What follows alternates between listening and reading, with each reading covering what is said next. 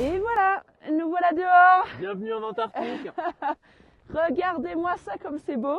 Du blanc, de la glace, de la neige à perte de Et vue. beaucoup de soleil. Donc là, vous voyez, là où on a répondu à vos questions, notre petite tente. C'est là qu'on dort, c'est là qu'on mange, c'est là qu'on est quand on n'est pas en train de kiter. Exactement. Tout autour de nous, on a tout notre matériel qu'on tracte derrière nous. Alors vous avez en premier lieu un radar. Alors ici, ça c'est la corde qui nous sert pour tirer le radar qui est rechargé par un panneau solaire qui lui est dédié. Et à l'intérieur de ces grands sacs rouges, Ça, c'est ce qu'on appelle nos poulkas. exactement, on en a C'est deux. ce qu'on utilise pour tracter tout notre équipement. On en a deux chacun et donc ça c'est les miennes et à l'intérieur eh bien vous allez trouver Elles sont bien rangées, celles de Mathieu, vous allez voir. vous allez trouver des sacs. Alors dans ces sacs il y a des vêtements, il y a de la nourriture, il y a des kites évidemment, hein, les grands cerfs-volants qui nous permettent de nous déplacer hein, avec le vent. Et donc on en a chacun une, on a au total à peu près 200 kilos de matériel. Hein.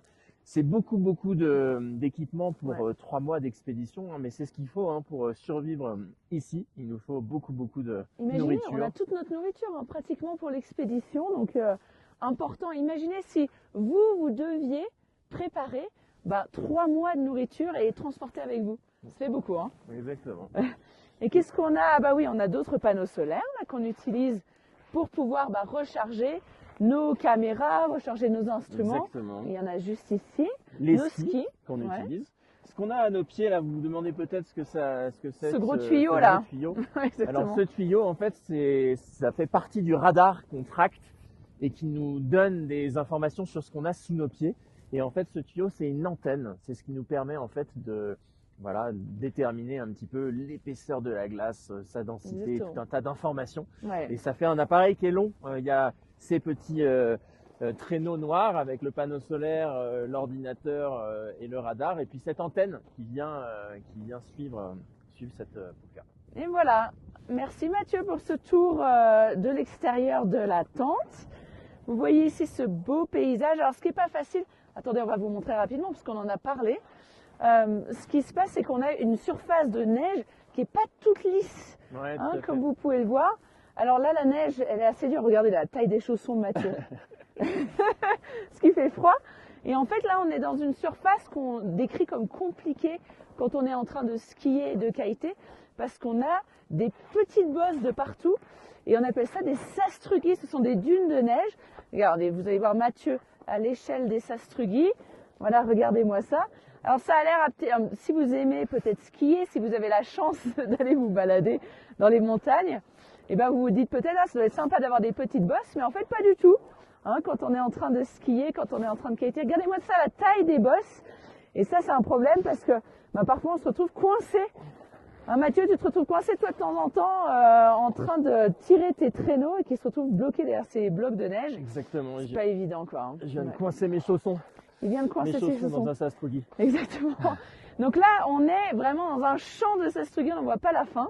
Et on espère que petit à petit, la surface va devenir plus plate. Ouais, tout à fait. Sastrugi, c'est un mot, je crois qu'il est d'origine russe. Ouais. On ne peut pas trop traduire en français, mais c'est exactement ce que Heidi vient de vous décrire. C'est ces vagues de glace figées et qui rendent la progression pas simple. Voilà. Donc aujourd'hui, écoutez, hein, on espère pouvoir faire quelques dizaines de kilomètres, voire plus hein, si on y arrive.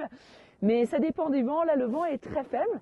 Donc écoutez, on va se mettre en marche. On va packer la tente, mettre la tente dans nos poulkas, déployer nos kites et puis ensuite on va se mettre en marche et faire de la science le long du chemin. Et en parlant de science, attendez, je vous montre rapidement.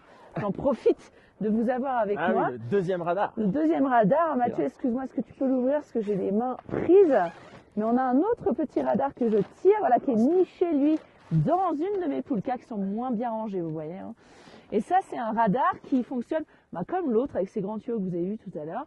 Lui, il ne va pas aussi profondément dans la glace, mais il nous permet de mieux comprendre quelle est la quantité de neige qui tombe sur l'Antarctique.